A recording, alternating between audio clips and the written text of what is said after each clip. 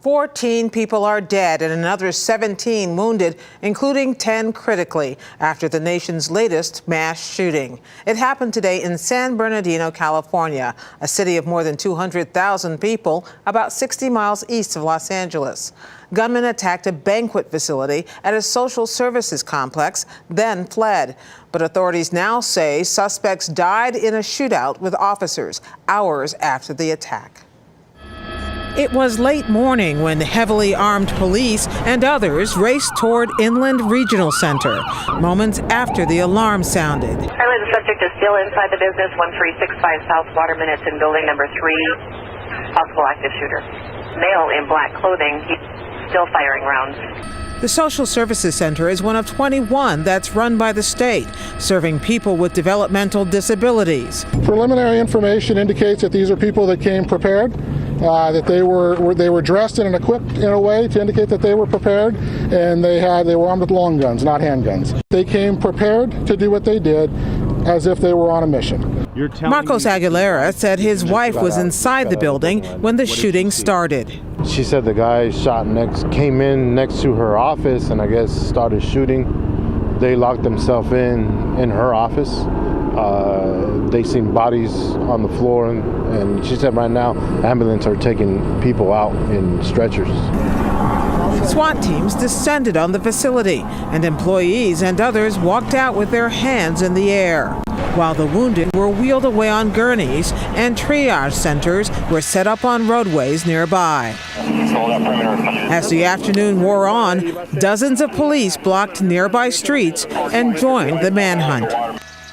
Hours later, and dozens of miles away, they got into a gun battle with two people in a black SUV. One person lay motionless in the street, and officers pulled another from the bullet-riddled vehicle. We had multiple officers that were involved in the shooting. We have two suspects that are dead at the scene. One is a male, one is a female. We had one police officer that was wounded. He has injuries that are not considered to be life-threatening, and he is at a local hospital and is expected to be okay. Meanwhile, President Obama says the San Bernardino assault reinforces yet again the need to prevent mass shootings. We should come together in a bipartisan basis at every level of government to make these rare as opposed to normal. We should never think that this is something that just happens in the ordinary course of events, because it doesn't happen with the same frequency in other countries. The San Bernardino attack joins more than 350 shootings in the United States this year that killed 4 or more people.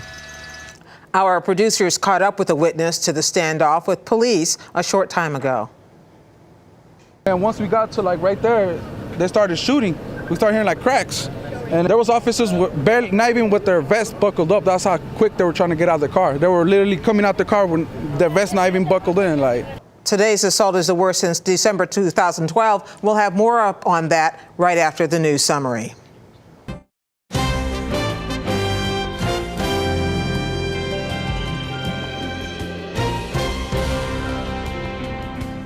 But first, we get the latest on that mass shooting from San Bernardino. Our own Hari Sreenivasan is now on the scene. Hari, there are so many loose ends that we have heard, and one of them seems to be that the local FBI folks on the ground will not rule out terrorism. That's right. At the most recent press conference, the FBI said that they can't rule it out, they can't rule it in, but at this point they said that they will go where the investigation leads them, and that could be domestic terrorism, that could be something more, but right now they just don't know enough about exactly who these people were, what their motives were behind this attack today. Another loose end, Hari, seemed to be that they are still looking, examining and searching the building where this all took place. What are they looking for?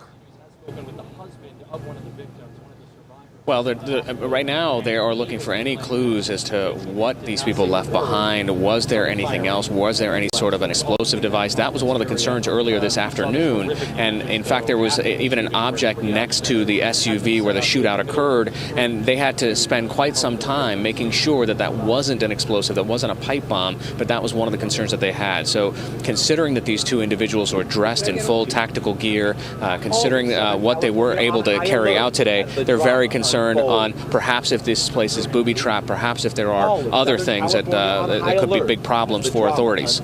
You talk about the two, the ones that we heard about, the man and the woman who were found in tactical gear, who were killed by police. But there's apparently still at least a third suspect on the loose?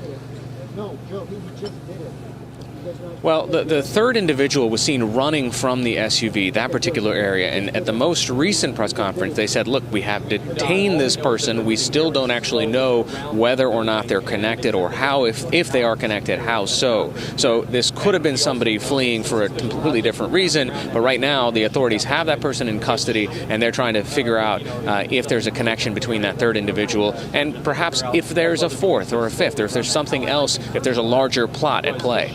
So as far as we know, the one thing we know for sure is that this investigation, which started at this the Center for Disabilities, has now extended to nearby towns and cities.